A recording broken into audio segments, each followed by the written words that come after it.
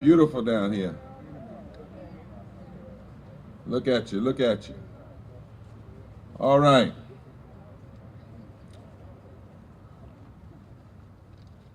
This is our press conference. It's not a rally. So we want everybody to listen up. We need everybody on the stage to listen up. We can fellowship a little bit later. All mics are hot. If you say anything, they pick it up. I learned that too many times. All right. Thank you. We want to welcome all the members of the media. I'm Reverend Dr. Bishop William J. Barber II, co-chair of the National Poor People's Campaign, a national call for moral revival, standing here with Reverend Dr. Liz Theo Harris. And we were asked to come here by the Texas Poor People's Coalition, Texas Poor People's Movement, and their coalition partners. We're not here for fun or for fancy, but we're here because we're in a moral fight, not only for the soul of America, but in many ways, possibly the cause of the world. Because when you start undermining people in a democracy that says it's meant to lead the world, it can have cosmic and international implications. Maybe it's a poetic irony that on the day of the first hearings of the violent insurrection on January the 6th, that we are here today to start this march for democracy. And not to be an insurrection, but to be a moral resurrection. Yes, sir. Yes, sir. Maybe it's poetic irony that on the day after Bob Moses passes, who dared to go into Mississippi when other folk told him he shouldn't, that we are daring to march through Texas. Yes, sir. Sometimes we've got some ugly notes about us wanting to march through Texas. I won't elevate those today in this press conference, but I will say we are clear that everybody doesn't want us here. Doesn't want all Texans to stand up. But this land is our land. Yes, sir. And God has called us in this moment to stand. And stand we shall. When Governor Abbott decided to get behind the extremism regarding voting and so much other extremism, and then decided to call a special session to push the legislature to do something that really is wrong, he became the latest leader and the devotee of the political insurrection that's being mounted after the violent insurrection. See, January 6th was a violent insurrection. But now what we're seeing across the country is an attempt to engage in a political insurrection. Because what Republicans are trying to do, and let me say extremists, because I don't even call some people now Republicans, because my granddaddy was a Republican, but he was an Abraham Lincoln Republican. An Eisenhower Republican. There's something different here. And what we see happening here is happening all over the country. And Texas is like the canary in the mine. And that's why we're in Texas, just like Alabama was the canary in the mine in '65. Texas is the canary in the mine in 2021. And we must nationalize Texas in order to change the whole country. What they're trying to do here has already been done in 18 states, according to the Brennan Center. Over 300 bills have been passed to not only suppress the right to vote, Brother Beto, but to retrogressively suppress the right to vote. In other words, take away what 56 million people used in the past election to participate. And here we are. And what we know is that the same extremists who want to suppress and retrogress the right to vote are the same ones that block fixing your utility problems. We got something to tell on this march. The same people that block 5 million people in Texas from having a living wage. The same people that block health care that makes Texas one of the most uninsured state in the country. That's why we are not separating the issues. We recognize that the Poor People's Campaign and all 50 of these coalition partners that you may see on one of the banners over there, I want you to get a good picture of that, is marching to Austin this week with 5 demands. Because we declare that all of this suppression of the votes and suppression of living wages, suppression of health care, suppression of immigration reform, all of it is constitutionally inconsistent, morally indefensible, politically insidious, and economically insane. And if you think it's good, you're also historically inaccurate. Retrogression has never been good in this country. And so that's why we march for democracy as a moral resurrection. And we have these demands for the Senate. We're not so much focused this week on the Texas legislature. We're focused on the United States Senate. Because just like the March from Selma to Montgomery demanded federal action then, we must and demand federal action now. End the filibuster. And on Saturday, we're going to talk about what a filibuster really is. It's never been used for good. Its name tells you what it is, filibuster. It's meant to bust stuff. Number 2, pass the real John Lewis Act, which is the For the People's Act. That's the bill he wrote, and that's the only game in town. And then when it's written, and media, you need to make this, because some people say, well, I'm for the Voting Rights Act, but I'm not for the For the People's Act. There is no Voting Rights Act restoration. It hasn't been written. Yes, sir. Yes, sir. Manchin and Sinema signed off, well, Manchin did, as co-sponsors of the For the People Act. But he did it when McConnell was Senate leader, and he knew it would never get to the floor. Now that it's come to the floor, all of a sudden he wants to remove his signature. There is no Voting Rights Restoration Act passed yet. So the only John Lewis bill is the For the People's Act. Yes, sir. Help us. And then we need to pass $15 minimum wage now. We'll lift 32 million people, and we need to do all of this. We need to protect our immigrant brothers and sisters and their rights, particularly DACA students. And we need to do it all by August the 6th, the anniversary of the Voting Rights Act, when a Texas Democrat who was a president signed the Voting Rights Act into being. LBJ. And we can do this. It can be done now. And any person, politician, who's not committed to this is a part of the political insurrection. You're an accessory to the crime. Yes, sir. I don't care if you're a Democrat or a Republican. Clear. You're an accessory. See, we're preachers. We're going to say some things other folk can't say.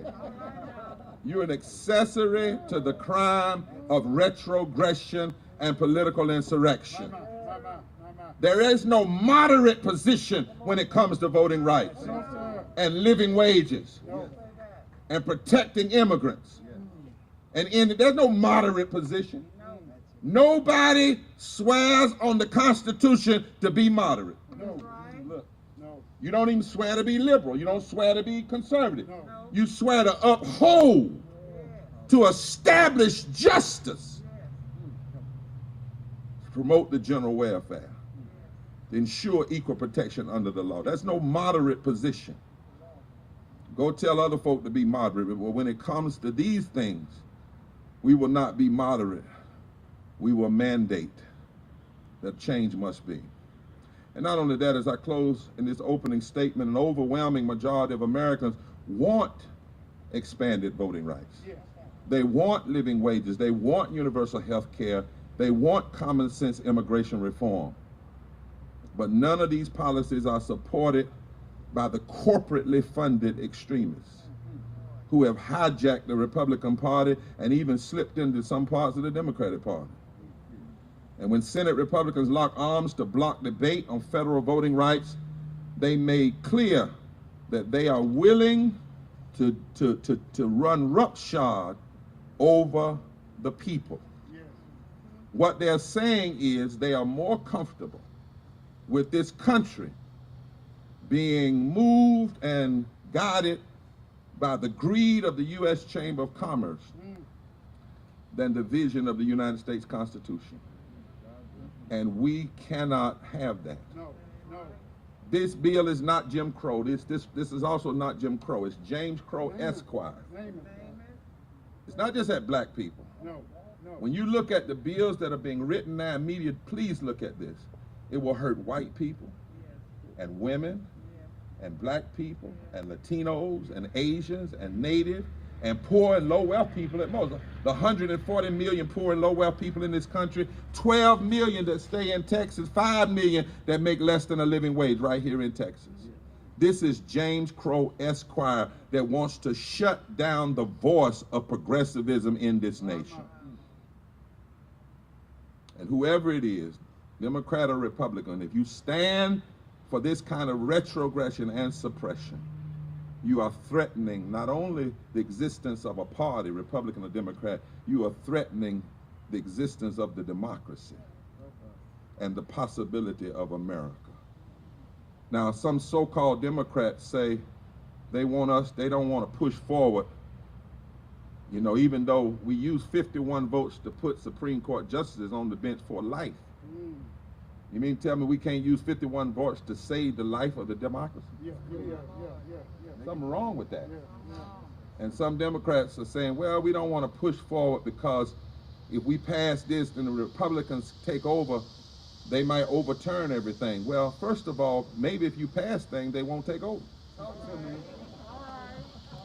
Why do you have to have a losing attitude? Why is your attitude, if I do right, I'm going to lose? Come on, Bishop. Why don't you just do right? But then more importantly, that sounds like what folk actually told the abolitionists. Don't push too hard because the slave masters might get better. Or they told LBJ that. Don't you sign that. Because if you sign that, then the extremists are going to get. But he did what was right. And the right time to do right is right now. The Poor People's Campaign and our allies in Texas are clear that this is not a time for compromise. It's a time to end the filibuster. It's a time to fully pass every provision of the Voting Rights Act. Of the For the People Act. It's time to be prepared to pass the Voting Rights Act Restoration Act when it is ready. It's time to pass $15 minimum wage. And it's time to protect our immigrant brothers and sisters. And it's time to do it right now. And if we don't, we fail those who will come after. And if we do not stand and demand now, then we are unworthy of the inheritance of Sister Ames from Georgetown, a white lady who stood against the Klan in the 1930s.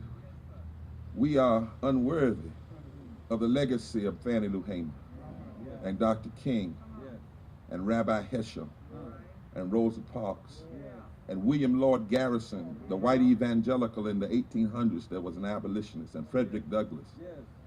We are unworthy of those 3 young men, one black, one Jew, one white, who were killed down in Mississippi. We are unworthy of the legacy of Bob Moses. We are unworthy of all of the people that came together to push this nation forward. And they did it with less. They did more with less. We will not do less with more.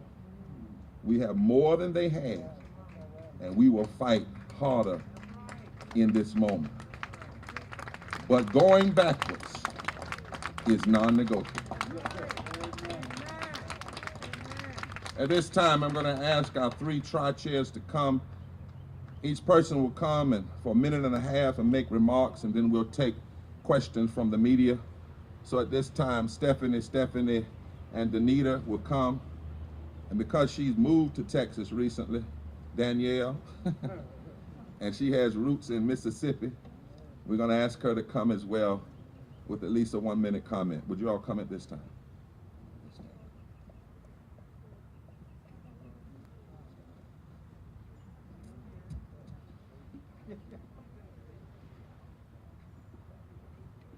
Y'all come. Can they get up?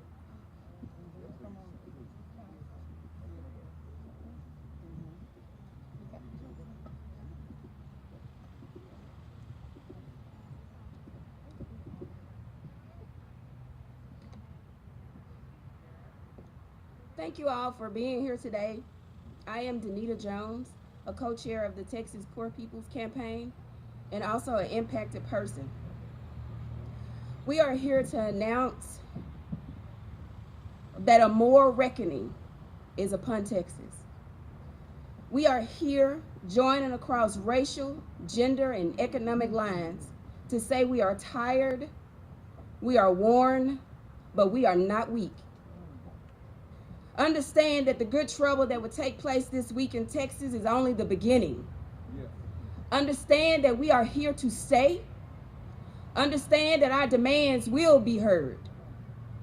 Understand that now is the time. Yeah. We are the people.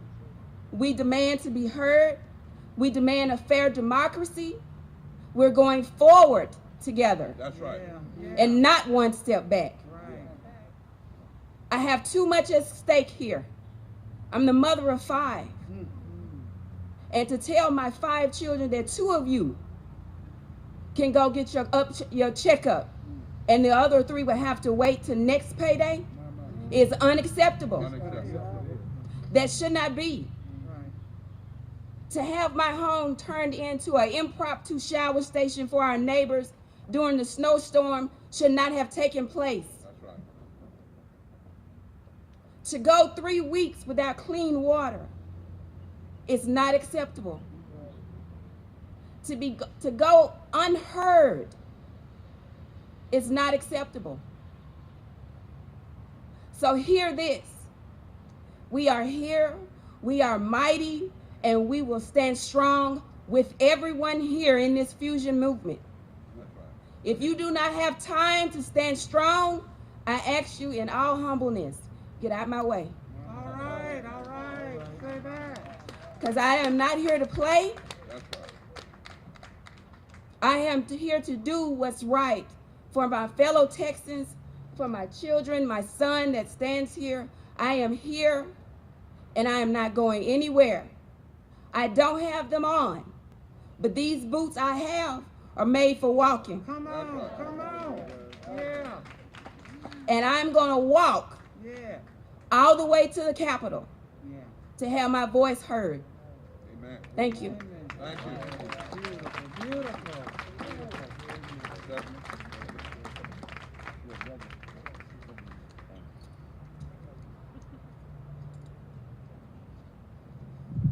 Good evening. My name is Reverend Stephanie Wilkins. I am a United Methodist deacon, and I'm also a part of the Texas Poor People's Campaign. I have watched in my community people in food deserts. I have watched people who are looking for employment, looking for a way to survive, not have what they need because they are the working poor. They're either the poor or the unemployed. I have been on many phone calls when people are distressed because they don't know how they're going to make it, how they're going to live, how they're going to pay their bills. Then we have the pandemic hit, and it hurt a lot of us, but it hurt the poor and the unemployed even more so. And then on top of that, you have a situation with a grid. We didn't even know that we were not a part of anybody else's grid. and we're in some sub-freezing temperatures, it hit us all. It hit us no matter age, status, race, gender, it didn't matter. And now you're going to tell us somehow that we need to wait on you while you board a plane for warmer climates? That ain't right. Then you want to suppress our vote, our voice? Instead of doing that, why don't you work on fixing that grid? Stop suppressing our voice, our vote. Everybody has a right to live. Everybody has a right to a living wage. Everybody has a right. That's right. Everybody has a right. So we're going to march. Our purpose is clear. We may be tired, but we're not going to give up. We're frustrated. You're doing all kinds of things, all kind of trickery, but we're not going to stop. We're going to march because we're on the side of right. Justice is on our side. What side are you on? On the people's side. What side are you on? On the people's side. What side are you on? On the people's side. Thank you.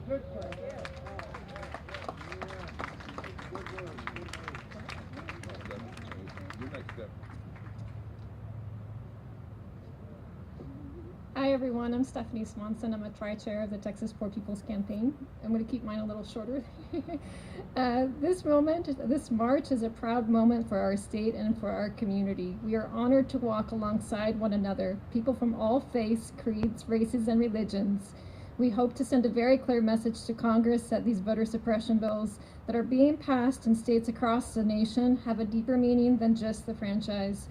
This voter suppression is preventing Texans from accessing health care. They're preventing them from accessing affordable housing, living wages, and decent schools. This voter suppression is actually a form of economic oppression that has kept 12.6 million Texans in low wealth and poverty, and that was before the pandemic. And when the governor vetoed the legislator's budget, he sent a clear message across the state that he cares more about the culture wars than he does about the health and well-being of his constituents. These voter suppression bills cannot be stopped at the state level. We must have federal action to break down these barriers to the ballot box. We must have federal action now so we can shift the moral narrative and improve the lives of all Texans. That's right. Thank you.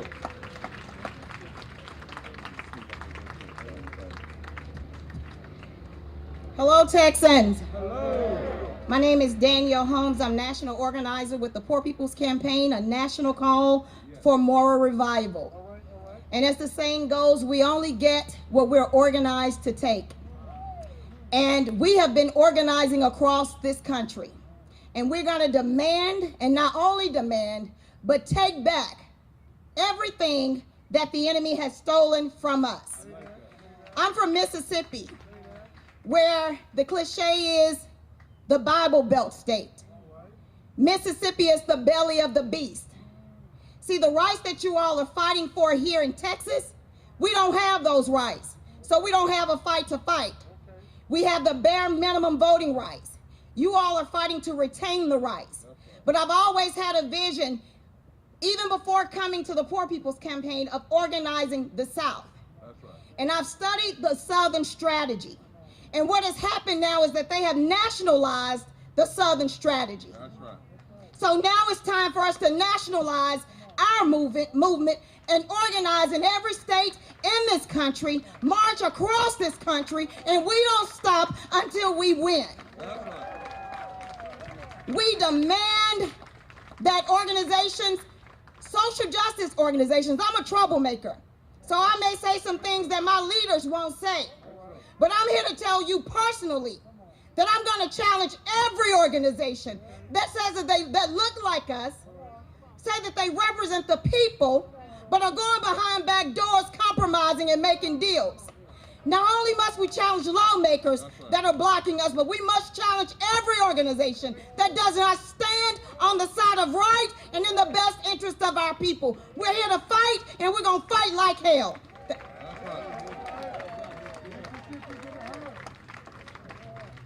We thank God for our 3 tri-chairs, our national co-chairs, and ain't much she gonna say that I won't say and we won't say. Because the truth is just the truth. Yes, sir. And we want the media to get this. If you notice how we're not just talking about the voting, we're connecting the dots.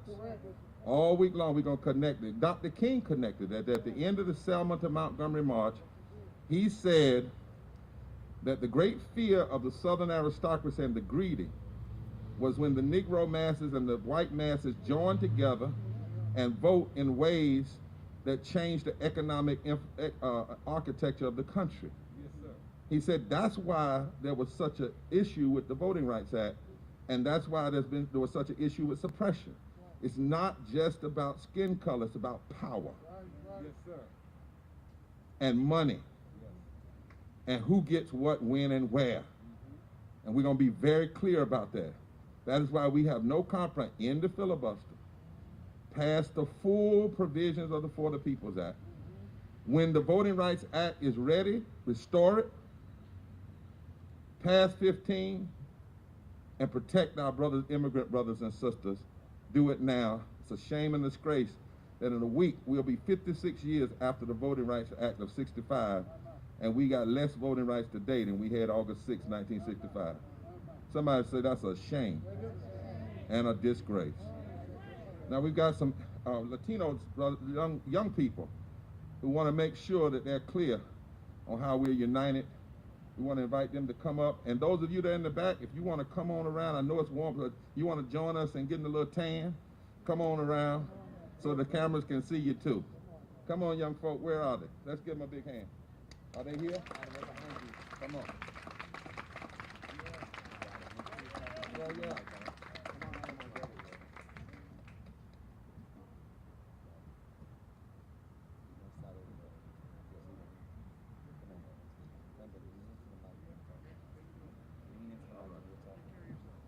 Tell us the truth, young lady. Hi, my name is Sienna, and voting rights matters to me because my family is considered lower class, so taking away our voting rights is taking away our voice. It's already hard enough to vote, and making it harder is even worse. My stepdad has to work a hard job, and my mom has to take care of her 2 kids at home, which makes it harder to vote, meaning 2 less votes and 2 less opinions. Wow. Thank you, young lady.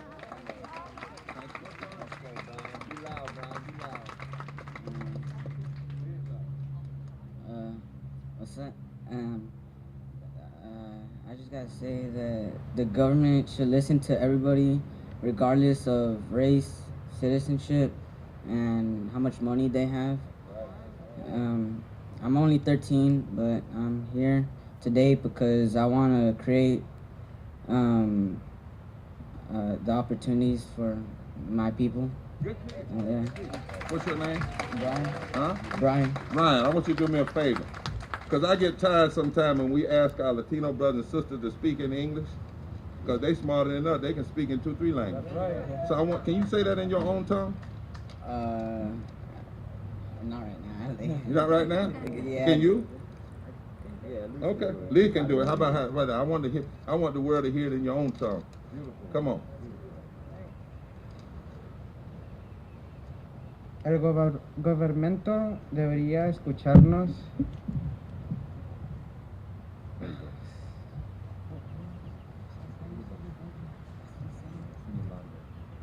Sin embargo, la raza.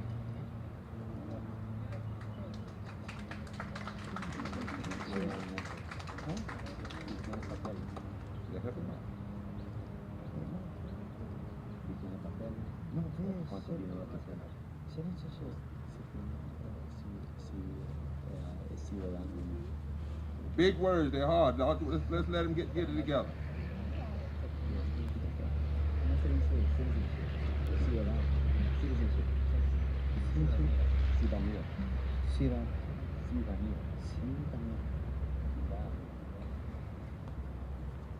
Ciudadanía y cuánto dinero traigas. Yo nomás tengo 13, pero yo estoy aquí hoy porque yo quiero crear las oportunidades para mi persona. Yes, sir. Not yours. Do yours. You can do yours however you want to. I'm confused. I'm confused because me and my friends have family in Mexico, and us three, we want to see them, but some of us, we don't have papers. And even though many of us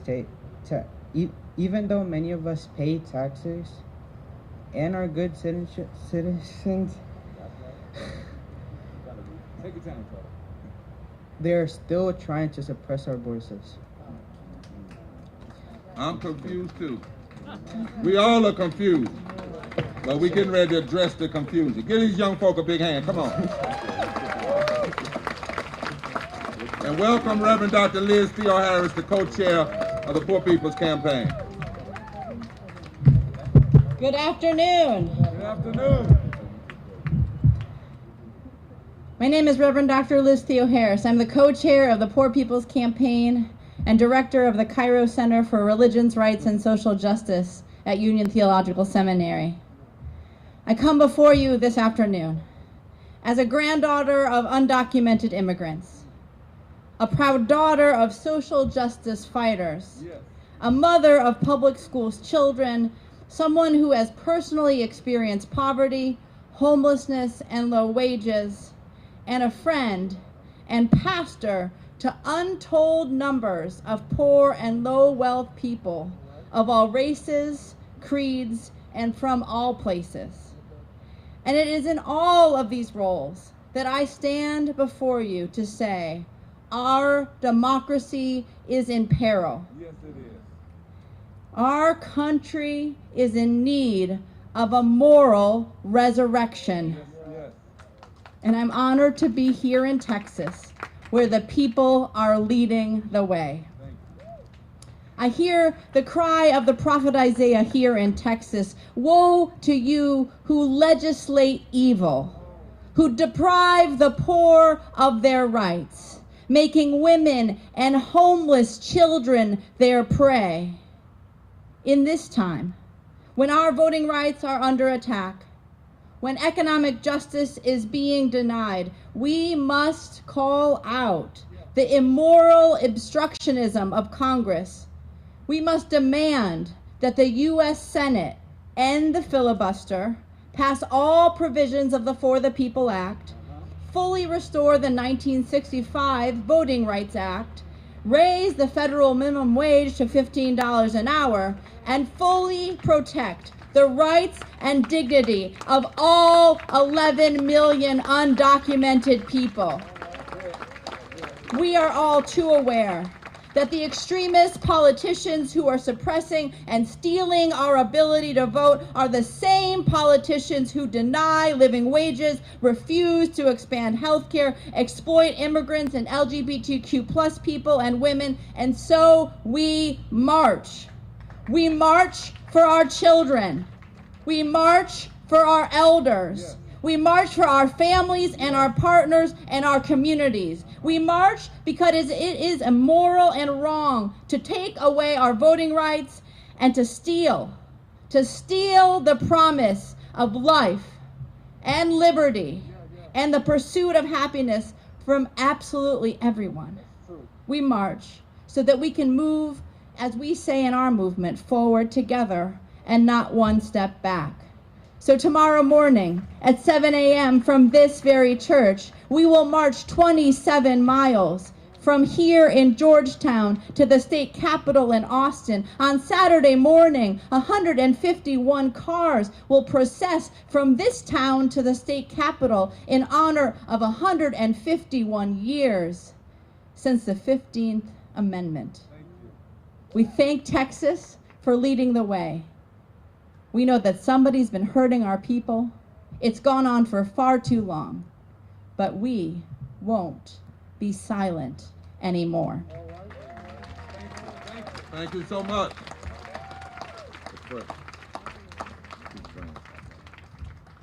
We're just trying to model being safe up here. Yes, sir. We all of us, even before we came, we got tested and we're tested again, just modeling. Now we start tomorrow. We won't do all 27 miles tomorrow because we're being COVID safe. So we'll do a portion starting at 7 o'clock, and then a portion each day. And Reverend Dr. Liz is right. There will be 151 cars, but there's one addition we want the media to know. There's going to be a hearse in front of them. And in that hearse and on that hearse and in that casket and on that casket will be copies of all of the bills trying to bury voting rights and bury living wages and bury immigration reform and bury the Voting Rights Act and bury the For the People's Act. And I had an inspiration today, Danielle and Stephanie. I don't know how we're going to get this, but I'm talking to the artists now. I was coming in last night, late, about 2 o'clock, flew in over the Capitol. It was so beautiful. And I said, how can a place so beautiful have so many folk doing ugly things in it? It just didn't seem right. And I closed my eyes, and I saw somebody on the stage Saturday when the hearse gets to the state capitol and the casket is taken out, somebody laying on the stage in the symbol of death with the American flag over them. We need a dancer. We need a liturgical expert that will dance for us resurrection. Huh? I don't know how. Y'all artists gonna have to, y'all take that now. We need somebody that can actually lay in the position of death, but then get up. And when they get up, the flag starts getting up. I don't even know what song's supposed to go with that, but there got to be a song that goes with that, because we are going to be the moral resurrection. Preachers are going to come now because filibuster is sin.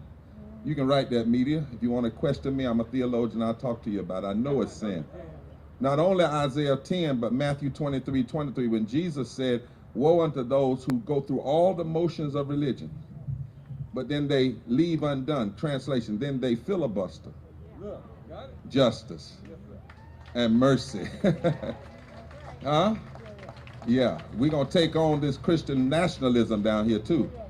This Christian nationalism in Texas, this so-called white evangelism that has a whole lot to say about what God says so little, and so little to say about what God says so much. And so I want to ask these three preachers to come. My dear friend who opened up his church, I've just met him, but he feels like a brother, the Methodist Church on last Sunday. My dear brother who opened up his church that same Sunday morning. And who else did we have here? It was one, and the pastor of this congregation. I want them, you all know them, they're going to introduce themselves to you, and they're going to come and say why the church is marching and why they're calling people of faith. We also have rabbis that'll be marching, and Hindus and Sikhs and people of all faith, and even people that don't believe in a particular religion, but they believe in the moral arc of the universe. You are all welcome. Come at this time.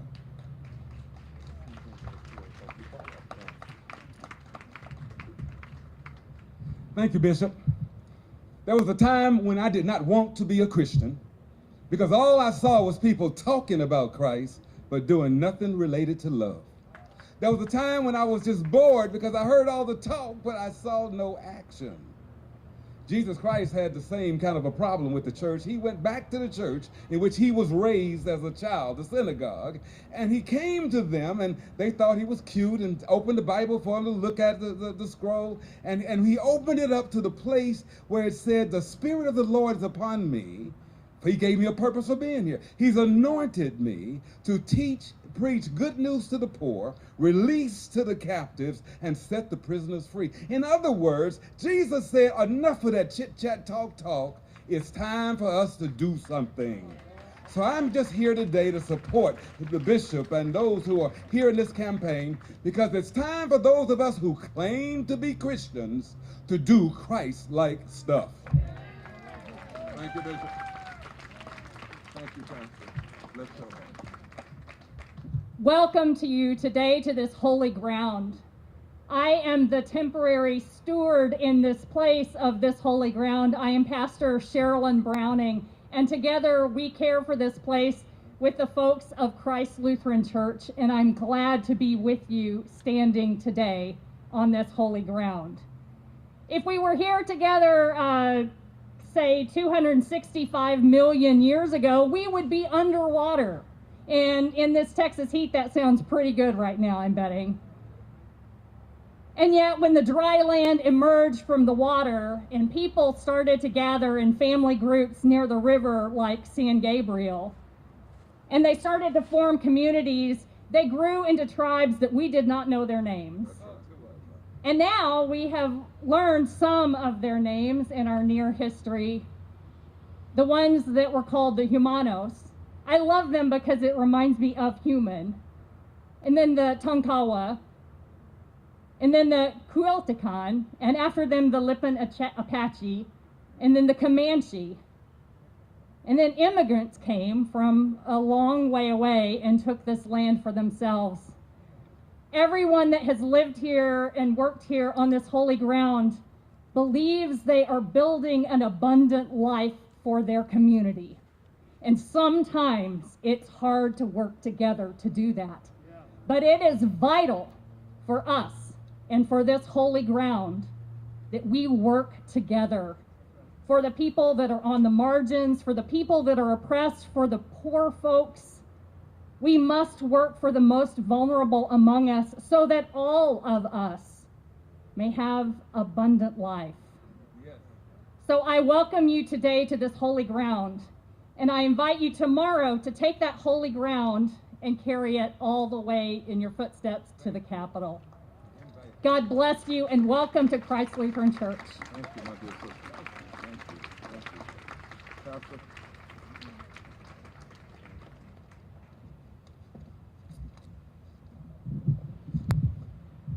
I am Pastor Joseph Parker, David Chapel Baptist Church in Austin, and we're glad to be here today.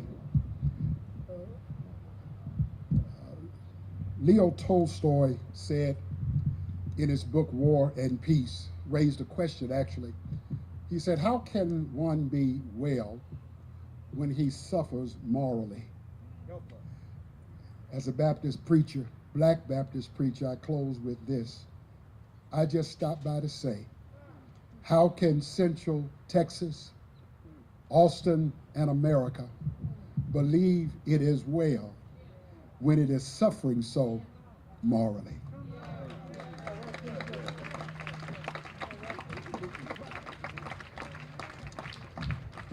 It's an amazing thing what a black Baptist preacher can say in 2 sentences. You need to know his father was a comrade of Dr. King. His father and I, we had a conversation on the phone, marched with Dr. King. He has a letter to his father from Dr. King in Montgomery, Birmingham. And so we're honored to have all of these clergy and so many more. All the clergy, raise your hand. See, look around. All the clergy. All the people that don't necessarily have a religion faith, but you believe in the moral arc of the universe and doing right, raise your hand. We can, in fact, as the pastor said, work together. But we also, in this moment, have to know that holiness and unholiness can't be in the same room. Somebody got to get redeemed. Either the holy got to become unholy, or the unholy has to become holy. Yes, sir. Or the holy just has to hold its position and do what's right and hope that the unholy changes. And it's kind of like that with these issues we're facing. Because there are people who tell us, well, if y'all could just compromise.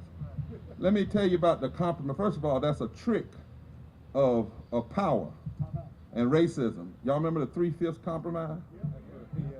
Every compromise is all, the folk that normally want to compromise, here's the problem. They don't come with the promise. No promise. See, if you come to the table with the same promise, we're going to fix this. We believe there's a problem. Then we can compromise. But if I'm at the table and you're suppressing my vote and you don't even believe that suppressing the vote is happening, then there's no compromise there. Because if you compromise, then it's capitulation. In that moment, you got to have courage to challenge and to work for change. And so one other person is coming before Brother Beto, and then we'll take questions. He's a bishop, and he's with the Rainbow Coalition. He's going to represent all the various groups that are coming, supporting. Yesterday we did 27 sit-ins in 27 states. And I want the media to hear this. We sat in Democratic offices and Republican. Our movement is not partisan, but it's deeply political. Huh? That's what makes it moral. It doesn't matter to us if you're Democrat or Republican. What matters on us is right. And I detest folks sometimes who say, well, you can't say what's right. Well, if you can't say what's right, why do you swear to uphold the Constitution? Some things are just right. It ain't nothing about liberal versus conservative. It's about right versus wrong. If you undermine my equal protection under the law, that's just wrong. It ain't a little wrong.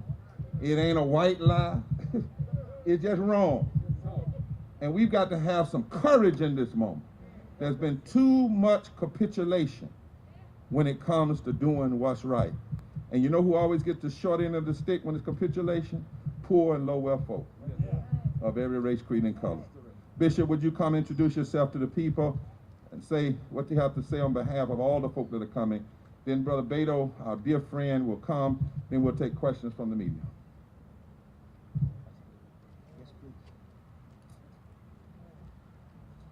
Let's give it up for Bishop William Barber and the Poor People's Campaign. Dr. Liz Theo Harris. Come on, make some noise for them. Come on, make some noise for them. Texas is alive. I bring you greetings. I'm Bishop Tavis Grant, the National Field Director for the Rainbow Push Coalition. On yesterday, Bishop William Barber and Reverend Jesse Jackson sat in at Senator Sinema's office. Reverend Jackson was willing to be arrested. He's free tonight and on his way to Austin, Texas, first thing in the morning, to join us in this 27-mile trek. And I want to thank all of the organizations. There are so many of them: SEIU, Transformative Justice, Code Pink, the Red Letter Christians, so many organizations who are joining this fight because it's the right time for a fight like this. And this is a fight that we can win. I said, this is a fight that we can win. Howard Thurman said, don't ask what the world needs, ask what makes you come alive and go do it. Several weeks ago, when Bishop Barber got this inspiration of doing this march, I think I was the first one to say that Rainbow Push is marching every step of the way on the front line of this fight to end the filibuster, to pass every provision of the For the People's Act, and give working class people a living wage. If you're in favor of that, make some noise out here on these holy grounds. You know, the importance of this fight is how we respond and not how we react. And sometimes we fail to realize that when things are at their worst, God is at his best. In our Holy Writ is a story of a man named Lazarus. And Dr. Liz, they thought that Jesus was too late. But one of the things we learned is never too late to show up. And we want Austin to know, and we want Georgetown to know, and we want Round Rock to know it's not too late to show up, and it's not too late for a moral resurrection all over this country. Lazarus represents the unemployed. He represents the low to no income. He represents the LGBTQ. He represents people who want a fair chance, and once and for all, he represents people who want a fair democracy. This is our land. This is our country, and we're getting ready to take it back. If you're in agreement with us, join us on tomorrow. The march is on. Yes, sir. I told you, these preachers gave me 5 sermons in 2 minutes. That's what I love about them. I just thought about Lazarus was rejected. That's what happened when they throw you in the grave, rejected. But the rejected have to lead the revival. And as you said, it's never too late to show up. It's never too late to show out. And it's never too late to shout. Yes, sir. And we're going to be shouting for justice all the way. Listen, tomorrow at 7 o'clock a.m., you have to be here. We got nurses, temp check, masses. In order to march with us, you've got to have proof for the march that you've been vaccinated. We got to keep folks safe. Amen? and good feet, somebody said, and wear good shoes and make sure all of those things. Then on Saturday, everybody's invited, but we're asking everybody to mask up, and we're asking everybody to stay COVID safe. We're not going to be in Austin all day. We're not going to have a rally to the point people forget what they're rallying about. We're going to be surgical and serious. We're going to be, and I'm emceeing, so we're going to be surgical and serious, right? Because that's what this is about. We can't get the message. We told everybody, nobody's ego is greater than the message. The message, the message, the message is what's most important. And so we also had, when we said this, we've been in this for over a month. Poor People's Campaign announced that we didn't need one action. We needed a season of moral action. And over there again, meet all of the persons. I want you to get a good clip of that, show people it's not one in the one group. That we started on the 12th, the 23rd of June, then the 12th. Then last week, over 100 women were arrested from 42 states in the capital. This week in 27 states. Austin this week, the capital Georgetown to Austin this week, then Austin. Then on Monday, 1,000 clergy and 1,000 workers, perhaps, that are coming together in Washington, D.C. for another action. And then the 6th happens. And if we win anyway, if by the 6th they act, we're going to shout hallelujah. If they don't act by the 6th, we're going to intensify and embolden our agitation. But either way, as they say, in the young folks say, it's on, baby. And Brother Beto knows it's on because he's been going all over this state. He's my brother beloved. And somebody said, well, how can Brother Beto come? Because he's not an elected official. See, we don't let elected officials come on the stage if they're currently elected. He ran for office, but now he is walking in that great tradition of a moral leader. I don't know what he'll be called to do in the future, but right now, he's moving all over the state and the country saying, we've got one opportunity to do this, and we've got to make it right now. I love him. Reverend Jackson was his father worked with Reverend Jackson back in the day. What I learned about Brother Beto, he ain't scared. He'll say what need to be said. And when you're going to go out on a limb, make sure you go out there with somebody going to stay with you. Brother Beto, would you come? Thank you, brother. Thank you so much. Reverend Theo Harris and Bishop Barber, the Poor People's Campaign of Texas, all these great women and men of faith, and those who come together under this beautiful sky today. I want to thank all of you for making this moment possible and allowing us to make the most of it. It's true that Texas has produced laws which make this the hardest state in the nation, bar none, in which to vote. It also happens to be true that the current Republican leadership, from every statewide official to the majorities in both chambers of our state legislature, have introduced legislation that would make it even tougher, but not just on anyone. Those Texans with a disability, the very young, the very old, the working poor, black and brown, and other minorities in Texas are targeted for voter suppression and intimidation, as they always have been in this state. I want you to know that. But I also want you to know this. This state also produced a man whose name you may or may not know, Dr. Lawrence Nixon. Yes, sir. Born and raised in Marshall, Texas, made his way all the way across to the other end of the state, my hometown of El Paso, and in 1910 started the first chapter of the NAACP in the state of Texas. And when in 1923, the Texas legislature, the predecessors of our current majority, in all their wisdom, passed what was known as the all-white Democratic primary, which meant that if you were a person of color, if you were black or brown in the state of Texas, you could not vote. The next year, actually 97 years ago this week, Dr. Lawrence Nixon walks into Fire Station number 5, his typical polling place in El Paso, and tries to vote.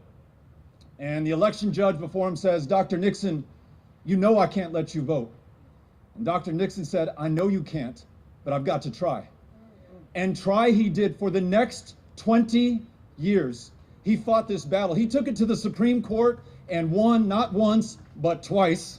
And along with Lonnie Smith of the 5th Ward of Houston, Texas, they brought down the all-white Democratic primary in 1944. It took them 20 years, but they never gave up. They never gave in.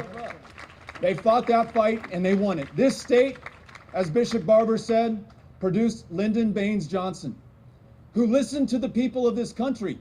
When Dr. King and Andrew Young went to visit him after the passage of the Civil Rights Act and demanded that he pass a Voting Rights Act, Johnson is alleged to have said, "Gentlemen, I'd love to, but I just do not have the power.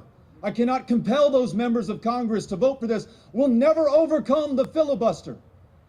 And upon leaving, Dr. King turned to Ambassador Young and said, "We've got to go out there and find this man some power." And over the course of the coming months, that's exactly what they did. Marches, moral ones, just like the one that will be led from Georgetown tomorrow all over this country, culminating on the 7th of March, 1965, John Lewis marching from Selma to Montgomery over the Edmund Pettus Bridge, nearly losing his life in the process, and it's not 8 days later. But LBJ has convened a joint session of Congress, and he grounds that speech to urge them to pass the right to vote in America in what John Lewis had just done in Selma, Alabama. Men and women of the Senate and the Congress, he said, all they're doing is marching for the right to vote, and you have the power to confer it. What will you do?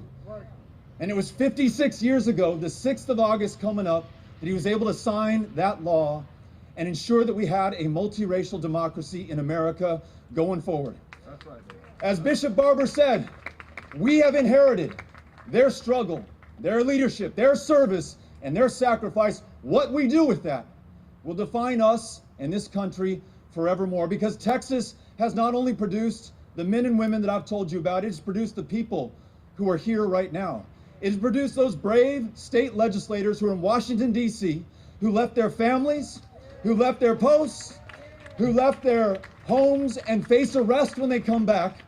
Not because it's good for them, but because it's good for all of us. And I know that John Busey and James Tallarico, 2 state reps who represent Williamson County, are here in spirit with us right now as they fight the good fight in Washington, D.C. So look, I close with this. In a government, if it truly is of, by, and for the people, in this great democracy, there are no sidelines.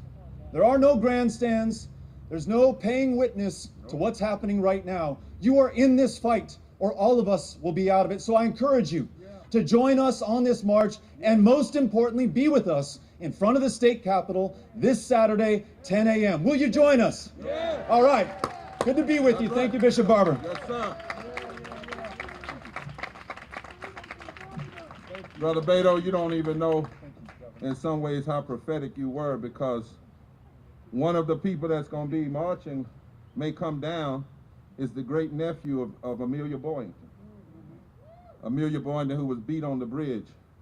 Amelia Boynton and the Dallas County Voters League that was organizing 40 years before John Lewis and King and Snick ever got there. When they were at the March on Washington, they were down there with Diane Nash organizing in Selma. In fact, the only reason the March on Washington worked is because they had 200 cities where actions were going on like this. Look. We don't even know what we're doing is going to produce. But we know that a seed cast in good soil can always produce more. This is a seed. This is a sign. What we're doing is full of substance. And tomorrow at 7 o'clock. And then we march at 9, I think, to the state capitol on Saturday. With those 8, well, the cars leave here at 8, is what I understand. But you'll hear more about it. The cars will leave from Georgetown 151, representing that this is the 170th year since the Constitution was amended, fixed, to say that no state has the right to deny or abridge. Okay. Not just deny, but abridge. And anytime you undermine same-day registration, and undermine early voting, and undermine drop box, and undermine getting allowing natives to vote, you are abridging. And the right to vote is to bridge to all the other policies. That's why you can't say you're gonna fix infrastructure and fix physical bridges while you let somebody tear down the bridge of our democracy. It's not either or, it's both and. Always and all the time. So we want to know, are there any questions from members of the media? We've been a little bit long, but see, when you're organized broad, you got to take time to hear from all the voices. We want to make sure there's no mistake about what we're doing. Many members of the media, if there aren't any questions from the members, well, yes. May you say who you with? Yes, ma'am. We're going to be marching down the service road. When you start here, we will have accompaniment, and there will be, it starts, I said, at 7, and then it'll be a portion each day, and then we'll stop, and then we'll come back to that same place the next morning. Now, if it wasn't for COVID, we'd have put out tents outside and just stayed outside. But our advisors, our public health advisors, told us, spoke to us against that. And then we'll stop just before we get into Austin on Friday night, Friday morning, Friday midday. And then Saturday morning from the AFL-CIO building, parking lot and street, we will then march to the state capitol. And another thing for logistics, if you're like me and you have some kind of personal challenge, I have crippling ankylosing spondylitis. I've been battling 40 years. Some people said I'd never walk again, but they didn't talk to God. But if you can only do a portion, then ask somebody to be your legs the rest of the way. And I'm going to be asking in the morning, I'm going to ask somebody to volunteer their legs to me. And I guarantee you, if I'm not able to make it while you're marching, we're going to be working and getting more people here and bringing more people in and making sure that our message is clear. But you're welcome, even if you're differently abled. Because even these laws that they're passing, if you look deep at them, they will hurt the differently abled people, regardless of your race, your creed, or your color. Is that helpful, my sister? Is there one other media? Yes. Okay, all right. Now, let me say something that Reverend just asked me to remind us. In the media, we want you to keep this in mind. Why is it that the U.S. Chamber of Commerce is applauding the Republicans and the Democrats that are using the filibuster to block the For the People's Act, the Restoration of the Voting Rights Act, and $15 minimum wage? Think about that question.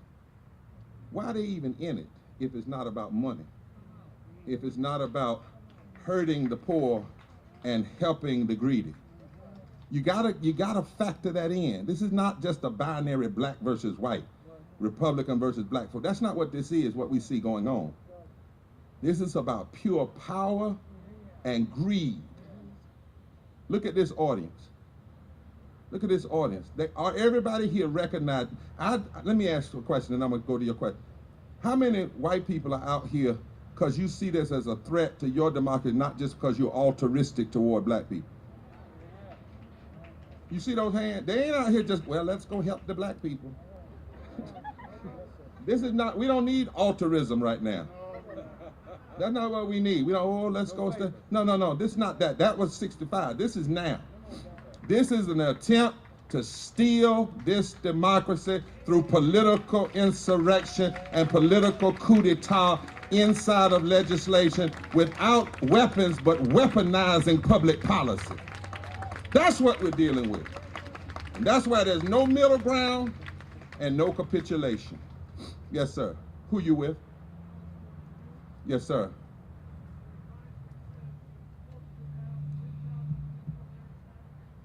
Well, we didn't say that. We never put a number. I don't know who put that out. We don't put a number at all because we believe one person's constitutional right is one too many. What we hope is that people will show up. As many as want to can come. Some people can't come by that. And plus, we're going to be live streaming. And let me say about the Poor People's Campaign. The last event we had 2 million people online. In 2020, we had 2.7 million people. So we can't put a number on who's going to come because we're going to be live streaming. We're going to be cross-posting.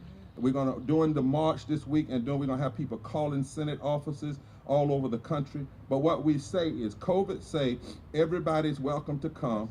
Bring your mask, stay apart, 6 feet apart. If you can't come, then join us online. Because what we don't want to do, we wouldn't have put out a number. Because we don't put out a number and then somebody says, oh, you got 9,999. The fact of the matter is 70% plus, in some places 80% of the American public wants the things we're fighting for. And in West Virginia, 79% of all the West Virginians, not Democrats, 79% of all West Virginians believe Manchin is wrong, and the same is true in Arizona and all across this nation. Thank you for that question. Yes, sir.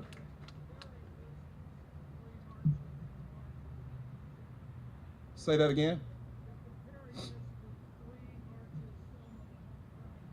It's a Selma-like in the sense that it's connecting voting rights and economic injustice, in the sense that Selma called all people, regardless of their race, creed, and their color, to stand up. And thirdly, in the sense that the Selma March said, you can't litigate your way out of this state by state. You can't simply mobilize more people to the polls state by state. You must have federal action. So that's the symbolism, that we're calling for federal actions to stop what's happening in these state legislatures. Because the day that the For the People's Act is passed, everything that the Texas legislature is doing becomes illegal. And all the other 18 states, that's the point.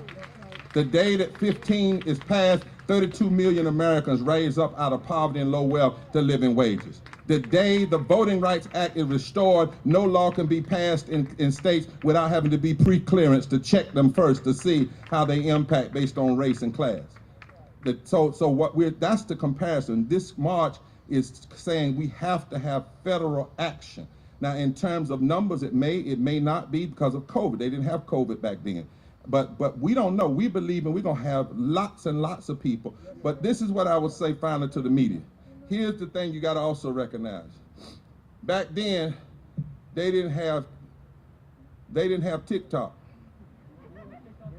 They didn't have Instagram. They didn't have Facebook. What else? Talk to me, somebody. They didn't have YouTube. What else? They didn't have Twitter. They didn't have Instagram. And they did more with less. Harriet Tubman got 700 people out of slavery, and she never had Instagram. She never had me. Dr. King organized 25,000 people at the end of the Selma March, but it didn't start with but 200 people. They didn't have YouTube.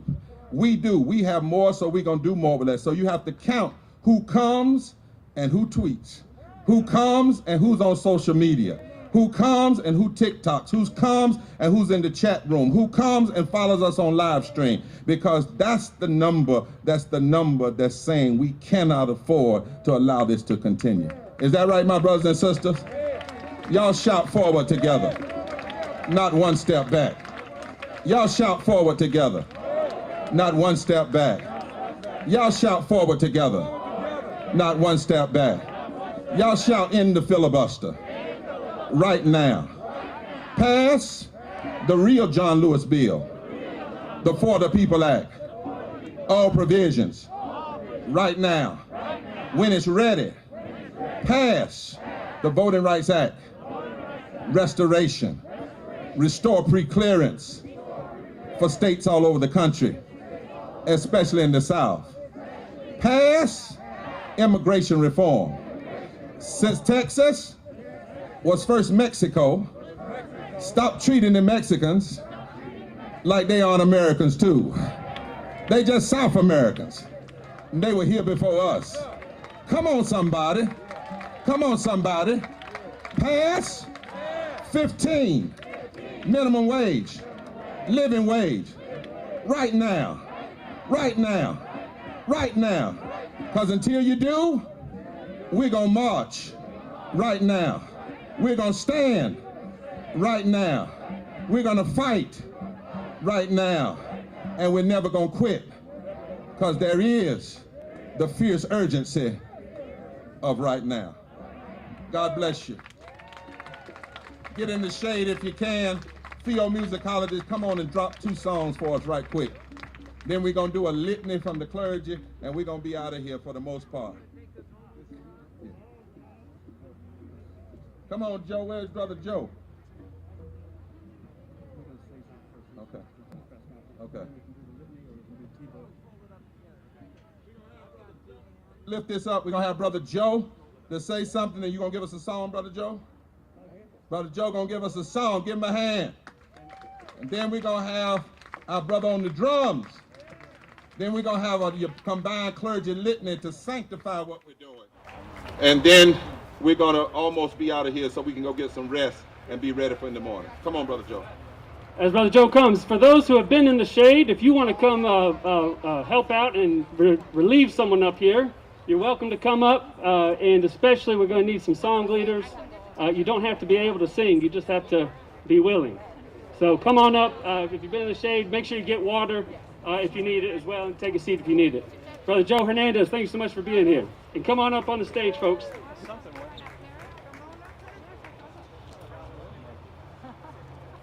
Thank you. Thank you for having me here tonight, Reverend. Thank you, sir. I have a message for my brothers and sisters, los latinos hispanos, y el mensaje es que tienen que salir a marchar, tienen que salir a pelear, tienen que salir a luchar. Estamos cansados, ya basta de que nos tratan de la manera que nos tratan en este estado. Sabemos que el estado de Texas es el estado más racista en América. So please, join the march and do any and everything that you can and you have to do to win this fight. This song is from 1955. I grew up singing it as a kid. I believed in the lyrics then. I believe in the lyrics now. It was by Gene Ellison. You can make